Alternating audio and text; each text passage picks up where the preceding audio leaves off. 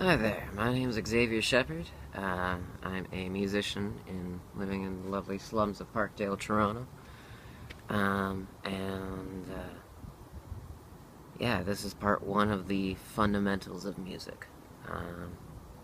Studying this kind of secretly, silently. I wanted to test things out on their own merit, so it's been 20 years now. Um,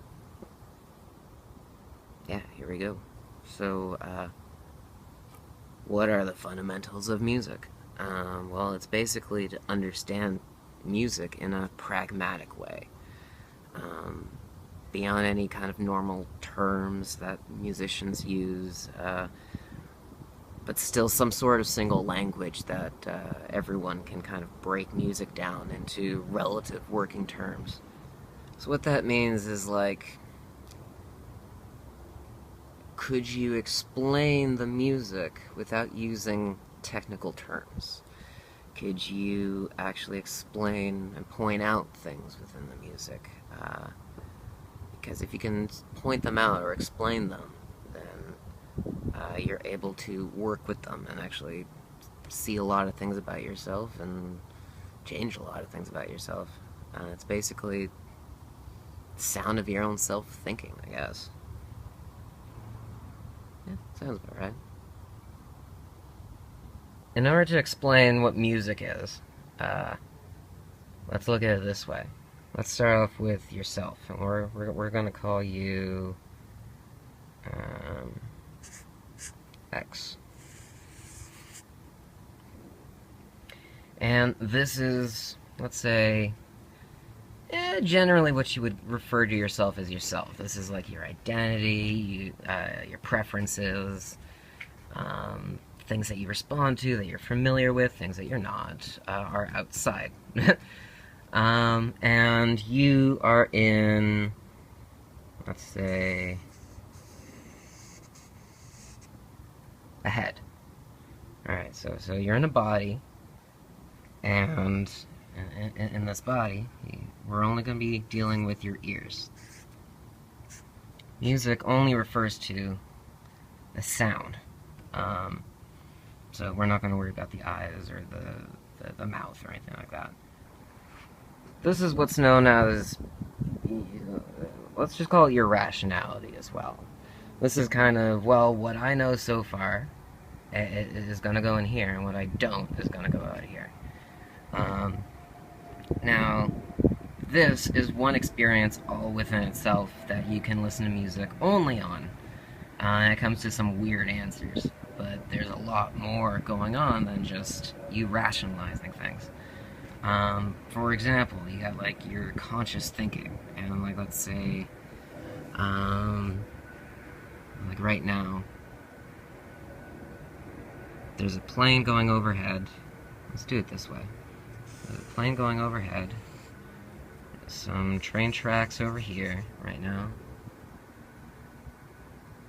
There used to be a hammer. I think he went. Bird stopped too. And let's say there's a wind that's coming in. There you go. There we have one conscious kind of breakdown of what exactly I'm hearing at the moment. Oh, and then there's my speaking, but let's not worry about that. And your conscious brain just kind of draws things, points things out, follow the bouncy ball. So if you're going to follow the bouncy ball, you got to focus on this little area and then go around here. Or if you're going to listen to the train tracks, chugga chugga chugga chugga chugga chugga chugga chugga. And all these things exist, and you're going to focus on one, focus on the other. Your conscious kind of sits in that kind of way of, well, where are we here? And it sits there, and it's fine. Where are we here? And it sits fine. This is a whole other way of listening to music. Just following these little things that are happening. Oh, there's those birds.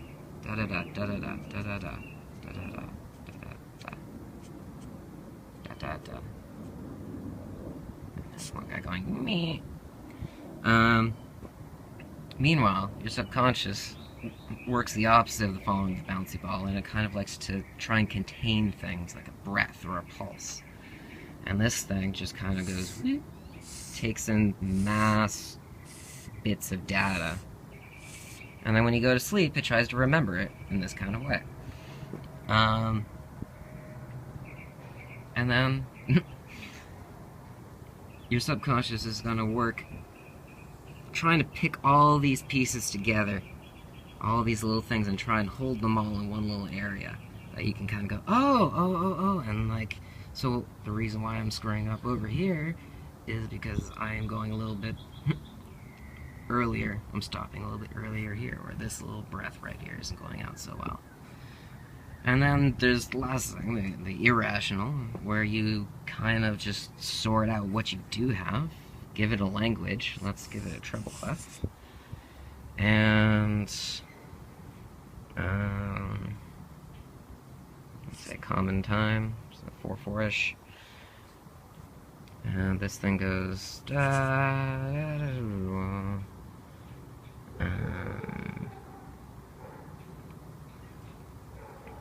that thing holds till there, and then it slides down to there.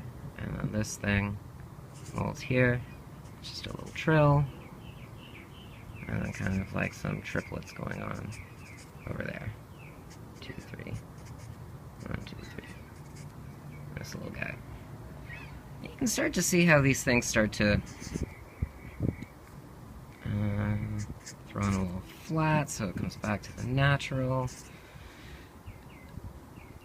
And in a way, that's the last little bit of, well, now I don't know exactly what it is, but I can kind of break it down for you so you can put it back together in your head like a map. And that's kind of the fourth way of experiencing music. And then at the end of the day, music ends up becoming 4 experiences kind of plopping into one of your internal kind of subconscious is taking everything in. What is this? Where are we going? What are these little lines? What are these specific notes? Or you can externalize it and be like, okay, so how long are these notes lasting for? What position are these notes in?